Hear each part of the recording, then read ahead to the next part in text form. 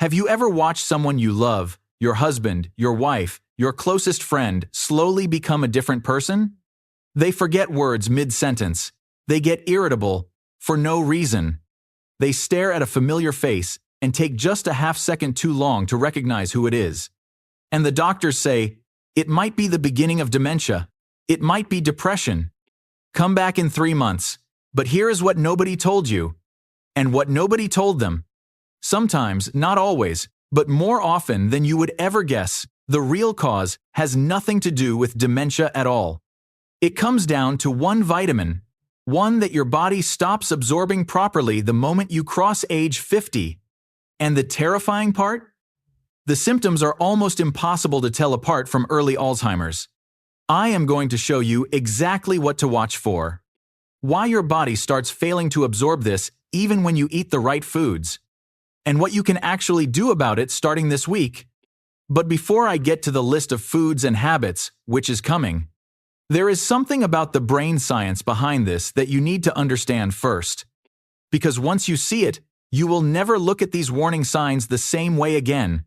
Here is what stopped me cold when I first researched this. Emergency rooms across the country regularly see elderly patients brought in by their families, convinced their loved one is developing dementia. Confusion, personality changes, extreme fatigue, walking unsteadily, emotional swings that come out of nowhere.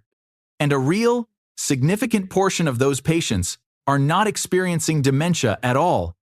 They are severely deficient in vitamin B12, that is the whole diagnosis. And once their levels are corrected, many improve dramatically. Think about what that means.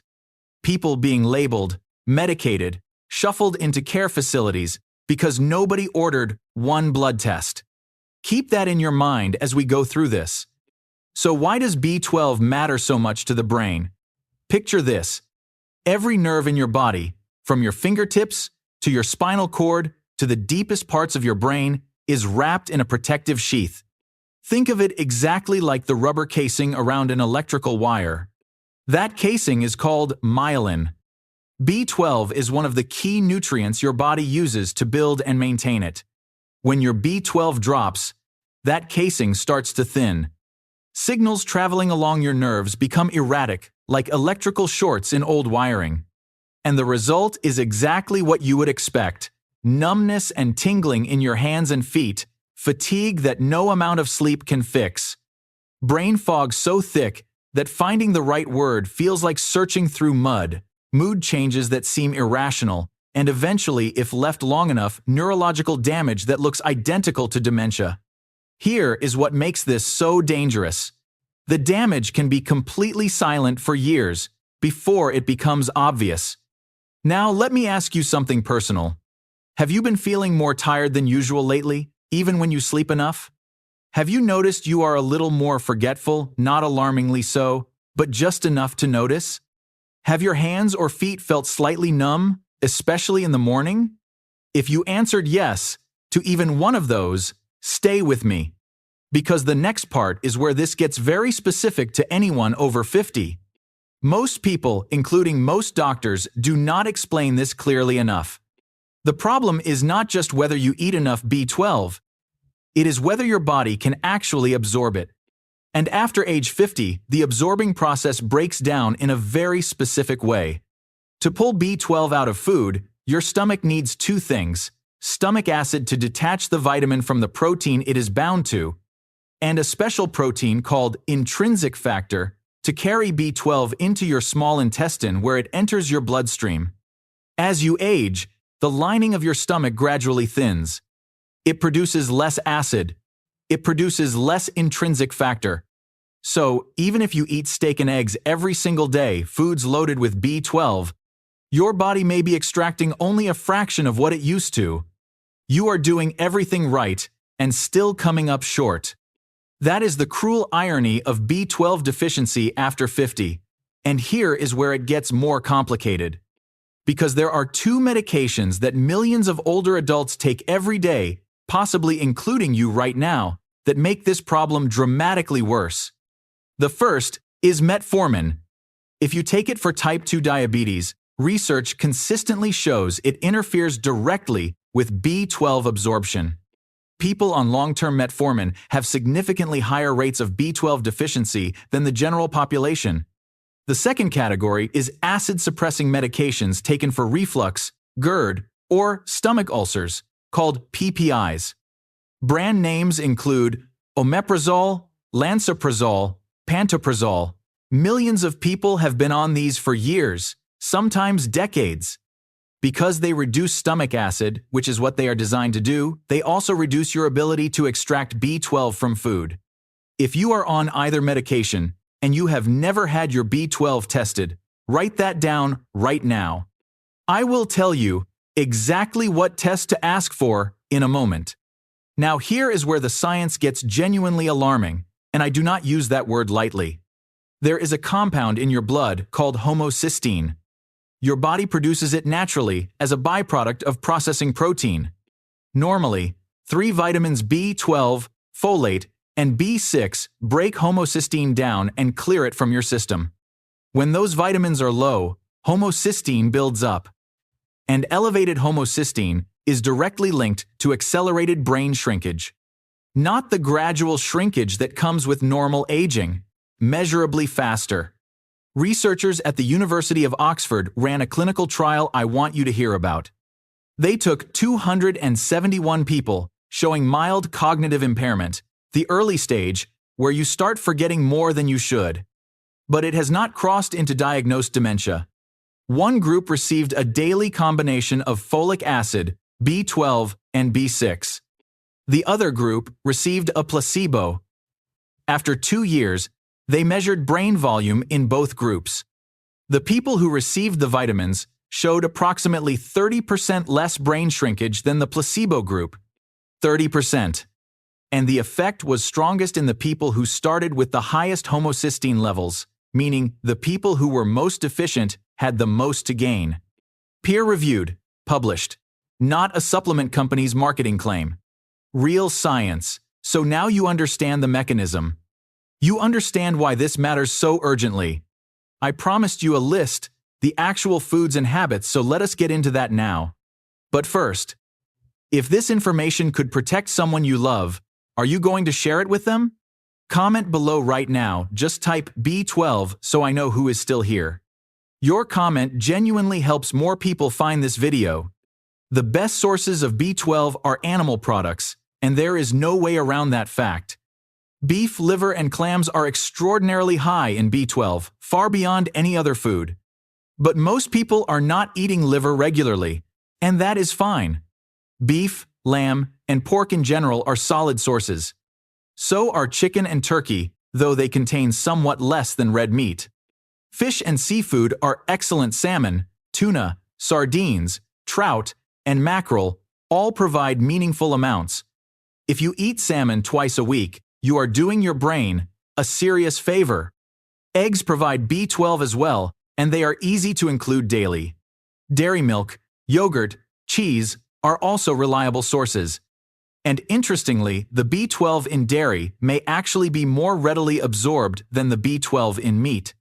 If you are consuming dairy daily, you are getting a consistent, absorbable source that most people overlook.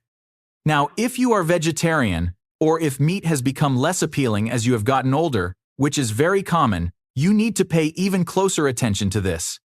Plant foods do not contain B12 in any meaningful amount. Fortified foods, certain plant milks, breakfast cereals, nutritional yeast can provide it, but you need to check labels carefully and eat them consistently. And if you are fully plant-based, supplementation at your age is not optional. It is necessary. Here is a nuance. Most videos on this topic miss entirely. Even if you eat all the right foods, your absorption is the variable that actually determines your blood levels. Eating more B12 rich foods is necessary, but may not be sufficient. Especially if you are over 60, especially if you are on metformin or a PPI, and especially if you already have symptoms. You may need to supplement even if you have never been vegetarian. I want to be clear, I am not telling you to start high-dose supplements without guidance. I am telling you, this is a conversation you need to have with your doctor, And more importantly, you need to know exactly what to ask for. Because many patients leave their annual checkup without this ever being addressed. So here is what to request at your next blood test. Ask for a full blood count. B12 deficiency causes red blood cells to become abnormally large. And a careful doctor will see this as a red flag. Ask for your serum B12 level, your folate, and your ferritin, which is your iron storage. Because iron deficiency and B12 deficiency can overlap and sometimes occur together. Ask for thyroid function, because an underactive thyroid mimics B12 deficiency, almost perfectly fatigue, mental sluggishness, mood changes. Ask for your HbA1c, your 3-month average blood sugar, because undiagnosed diabetes can cause neurological symptoms identical to B12 deficiency. And here is the one your doctor will likely not offer automatically. If your standard B12 comes back in the normal range but you still have symptoms, ask for either an active B12 test or a methylmalonic acid test, abbreviated MMA. Here is why. The standard B12 test measures total B12 in your blood, including the portion that is bound to proteins and not actually usable by your cells. Active B12 measures only what your body can use. The MMA test goes further. It measures a metabolic byproduct that builds up when B12 activity is insufficient at the cellular level. Even if your total B12 looks acceptable, an elevated MMA means your cells are not getting what they need. These tests exist. They are available. You just have to know to ask. Have you had your B12 tested in the last year? If you are over 50, and you cannot remember the last time anyone checked it, that is important information. Leave me a comment below with your age and whether you have ever been tested. Your comment helps me understand what topics matter most to the people watching this. And if any of this surprised you, hit that like button right now. Let me bring this back to the daily habits that can protect you. First, prioritize protein at every meal. Not just for muscle or energy, but because the B12 rich foods are protein foods. If you skip breakfast or eat mostly carbohydrates, you are almost certainly getting less B12 than you think. Second, if you take metformin, raise your B12 status specifically with your doctor. Some physicians now monitor B12 in metformin patients routinely, but many still do not. You may need to ask. Third, if you are on a PPI for reflux, ask your doctor whether you have been on it longer than originally recommended. Many people start for a short-term problem and end up on them for years without reassessment. Longer use means more B12 disruption. Fourth, if you supplement, pay attention to form. Methylcobalamin is the form most directly usable by your body and may be preferable for older adults. For severe deficiency or serious absorption problems, injections bypass the gut entirely, but that is a medical decision. Fifth, eat eggs. If B12 rich foods feel complicated or you are reducing meat intake, eggs are a simple, affordable, daily source that most people completely overlook. Now here is something most health content never addresses directly. The symptoms of B12 deficiency are incredibly easy to dismiss, especially after 60. Tired? You are getting older. Of course you are tired. Forgetting words? That is just how it is now. Hands feel numb? Must be circulation. This is the pattern that plays out over and over again. People attribute symptoms to aging that are actually symptoms of a treatable condition. And this is not their fault. This is what they have been told. But consider this, if there is even a meaningful chance that the fatigue slowing you down comes from a deficiency that can be corrected with a blood test and a dietary shift, why would you not check? The cost of checking is one blood test. The cost of not checking could be years of preventable decline. That Oxford study showed 30% slower brain shrinkage in people who corrected their deficiency. 30%. We spend enormous amounts on medications that offer single-digit improvements. Here is a nutritional intervention showing 30%. That number should be everywhere. but there is no pharmaceutical patent on folic acid and B12. There is no company making billions by getting people to eat more salmon and eggs. And so the information stays buried. Families watch loved ones decline, when some of those declines were not inevitable at all. I am not saying this is a cure for dementia. I am not saying B12 supplementation reverses Alzheimer's disease. What I am saying, what the science supports, is that B12 deficiency is vastly underdiagnosed in older adults. That its symptoms are frequently mistaken for something far more serious, that the testing is simple and affordable, and that correcting the deficiency in people who are genuinely deficient can make a real, measurable difference in how the brain ages. That is a statement I am completely confident in. Here is what I want you to do this week. Look at the symptoms again: the fatigue, the brain fog, the mood changes, the tingling, the memory issues. Be honest with yourself about whether any of those apply to you or someone you love. If yes, call your doctor this week and ask for the specific blood tests I described. Do not wait for your next scheduled checkup. This is worth a phone call. Regardless of symptoms, start paying attention to your B12 intake through food. Add salmon to your routine. Add eggs. If you tolerate dairy, add yogurt. If you are plant-based, start fortified foods or discuss supplementation immediately. Small, consistent changes can shift your B12 status meaningfully over weeks and months. And here is the question I want to leave you with.